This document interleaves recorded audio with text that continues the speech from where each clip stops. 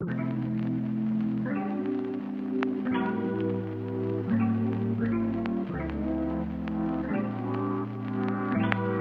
Gmstrr. I don't really have too many socials. I'm a ghost in the machine. On Instagram, I'm GMSTRR GMSTRR Productions on Facebook. GMSTRR Productions on YouTube. Infinite Studios, YXE on everything.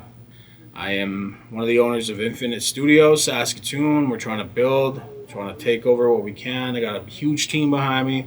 We're in the building blocks right now, launching this spring 2025, and I think 2025 is the year.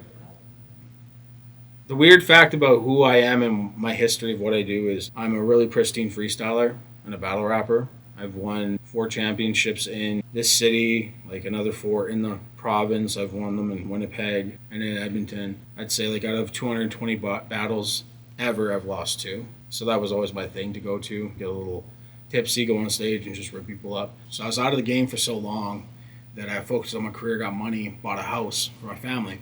And my wife's like, well, you're still making beats. And I was still doing that a little bit on the side. So I built the studio. And then when I was doing my studio stuff a couple months in, I had these like old local legend guys. Shout out Ev Thompson, his name's Sequel. And he had reached out. He's like, I've never met you yet, but I want you to come and judge a battle. You know, those things you used to be into. And like, you know, I'm like, oh, that's cool, you know. And I told my wife, she's like, cool. And we looked at the poster the one day, we were walking by the river, and she's like, it's like a $1,500 cash prize. I was like, why don't you just do it? You know, I'm like sitting there, I'm like, think? I felt like an old man at the time. I had changed my name from the Derelict to Gmstrr because Gmstrr was just like razor cutting dope, making beats. So my beats were always like shoot, like Johnny Slash. Shout out Johnny Slash. I used it before you, but anyways, the cool thing was though, I went to this event and I joined it last minute. I won first place, and the dude that I was like teaching how to rap and make beats, he won second place.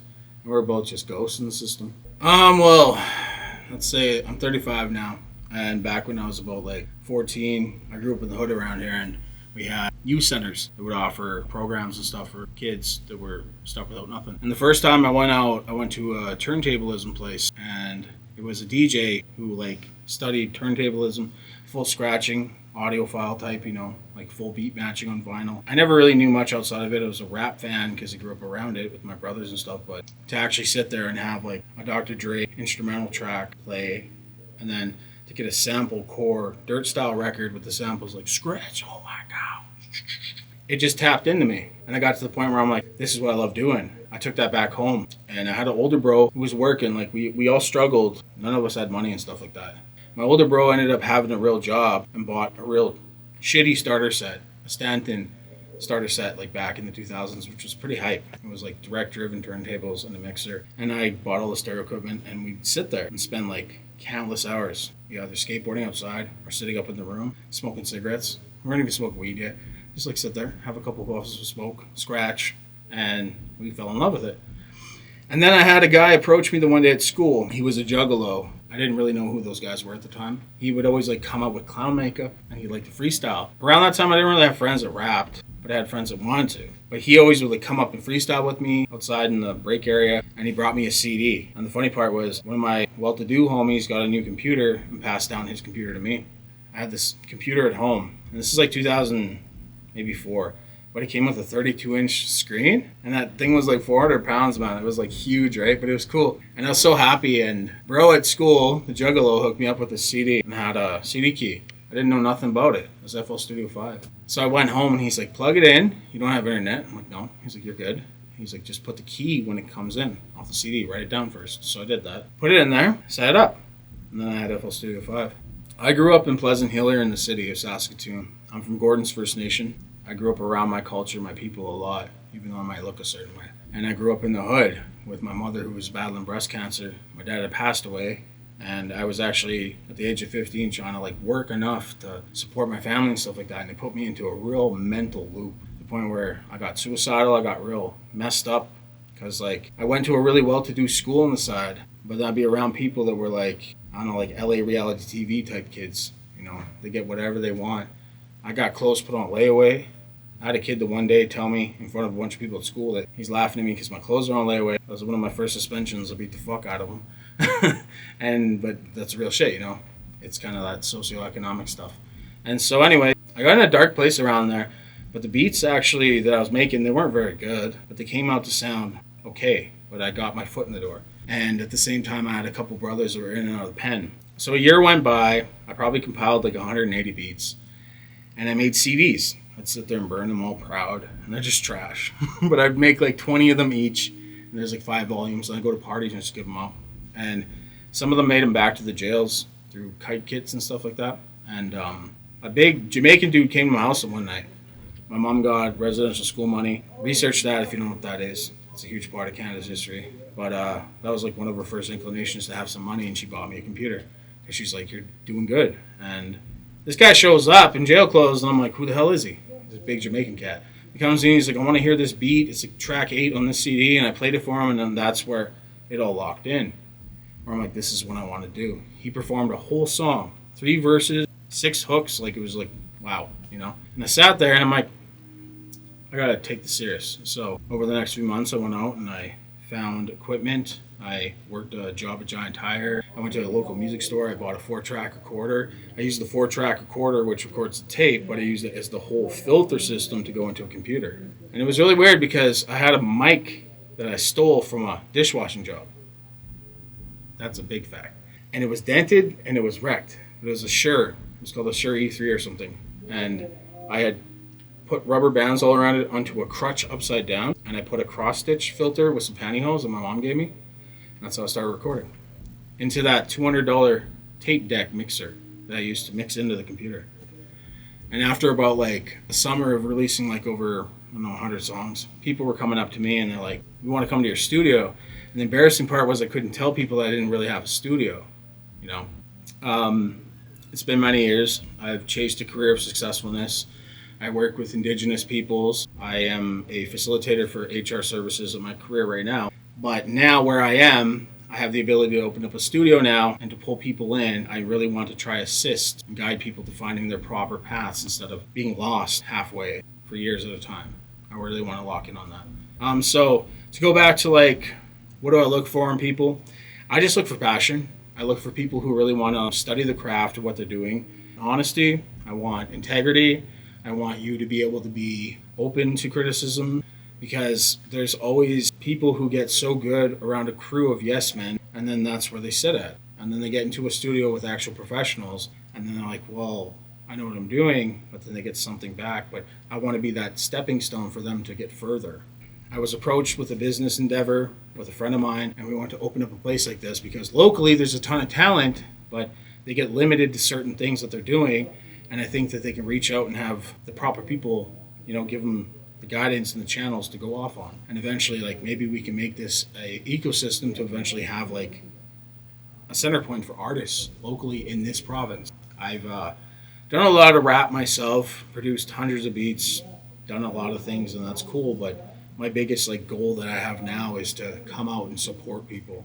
Saskatchewan really sucks for music and arts because everybody's all for themselves. And that's how it's always been. A big thing, going back to what I said about when I got into music, it was in the hood, it was with a large demographic of different peoples, but we were mainly native, and the hardest part was to like get on local shows. Nobody really cared. The gatekeepers were, you know, pardon my French, but they were all white people. It really set us back. We had to forcibly go in there and take back what was ours. Now where I sit, I'm a supporter of everything that we can do to put people on, no matter what.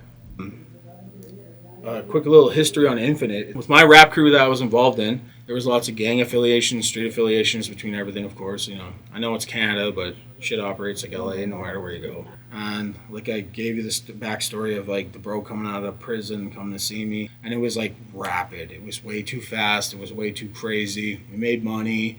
We dumped into like dealing. We got back in the street. We started a freaking street gang. They got stupid. I got kidnapped at one point and had a revolver in my mouth. I got held up by a local street gang that thought we were threatening them.